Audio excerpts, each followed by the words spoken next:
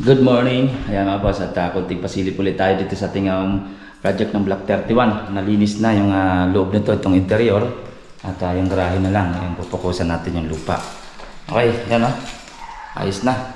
Okay, tara samahan niyo ako at update ko kahit kunting pasilip lang dito sa Block 31 sa interior. Yung sa second floor and then ground floor. Tara, let's go. Ayan mga boss at kunting pasilip tayo dito sa ating project ng Brosa Phase 3 Block 31. Okay. Yung lupa na to at nirequest ng nagtatapon nito, babakbakan pala ito mano-mano, napahukay dahil mahirapan daw ipasok dito yung bobcat. Iulak na lang daw doon. Okay, so by next week kasi kasi natin to lupa na itong garahe. Check natin dito mga boss. Okay, ito bukas kaya ito. Okay, susunod ito.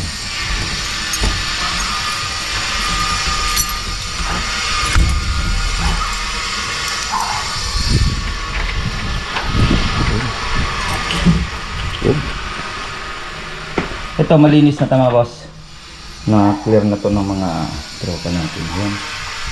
Ayun na. Okay, ang laki ng rip pala nila. Laki ng rip na to. Tuwasin nga pa ito.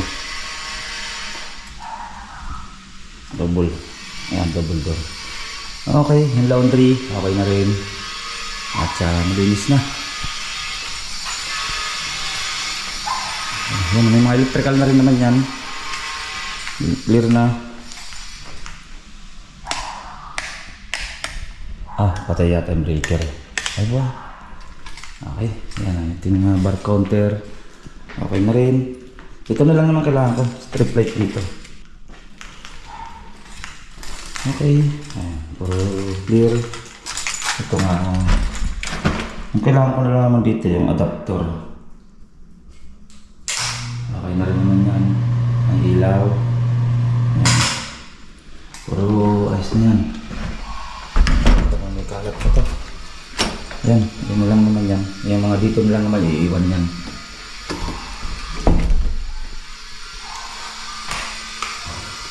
Yan.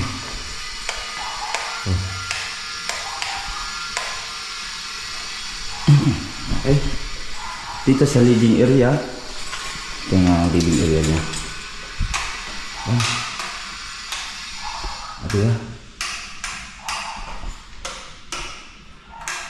Strip light.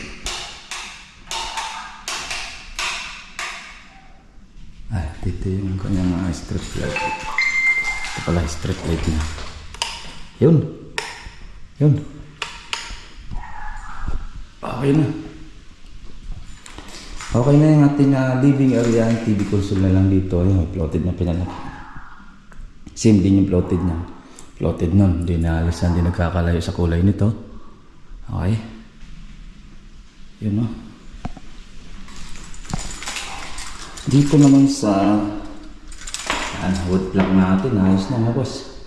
Ito yung nabo lang naman yung kulay nito sa kulay naman ito sa wood plank. Okay na rin. And then yung ilaw natin, check natin. Yun. Tricolor din siya. Okay. Ayan. Ayos na natin yung wood plank. Linis niya. Yan. Ito na lang palang kulang. Yung isang ilaw dito. Ito na meron lang naman itong ilaw. Itong kanyang yun. May ilaw na siya. Dito naman wala pa to. Wala pa yung breaker niya. Okay. Dito. Yan. Okay na rin naman to. Kumbaga na test na yan. Yan, nalinis na rin yung mga bintana niyan. Pinalinis na natin lahat ng bintana.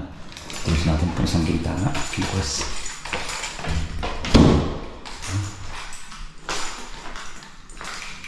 ito pala outlet nito.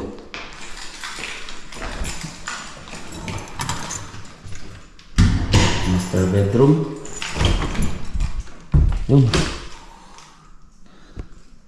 Okay na rin yung ating master bedroom. Puro linis na. Yun na lang, takip din nung sa aircon. Yun na lang naman yun. Okay. Ang kanyang handle dito. Okay na. Lipat na lang ang kailangan. Ayos yung ating wood plank. Magintap.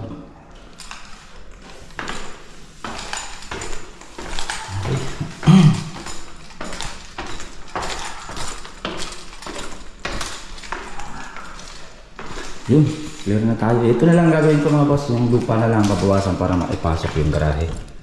Ay by next week na yan. Yung ating lupa na yan. Clear na tayo. Malinis na yung area. Ayan mga boss. Yan ang ating kuting pasilip dito sa Block 31 ng Lima Brosa Phase 3. Okay. May kulang na lang kami. Mga ilang pirasong mga outlet. Yun na lang naman. Kaya by next week pupukusan natin itong lupa na. Kaya ano na natin kababuhasan yung lupa. Hirapan may papasukin yung bobcat. Nakausap ko yung magbabobcat kasi. Okay. Yan ang ating update. And then next update natin by next week na mga bossing. Siguro ang Jasmine ng ating update by next week na yan. Yan ang ating kunting pasilip na muna ngayong araw ng Sabado, payday ng mga tropa. Okay, hanggang dito na lang at ingat-ingat tayo mga boss. Bye-bye. Ito pong J. Uragon Vlog, napakaganda po ng channel na ito, no? Tungkol po ito sa construction. Actual construction po ang channel na ito, no? Pag pinanood nyo po ito, panalo po kayo sa channel na ito. Napakaganda po ng mga video niya. Lalo na pong magaganda, no? Yung mga iba't ibang design niya. Kakaiba po yung mga iba't ibang design niya sa mga kisame. Subukan nyo pong panoorin J. Uragon Vlog na ito. Matutuwa po kayo pag pinanood nyo po yung mga video niya. Maraming salamat po.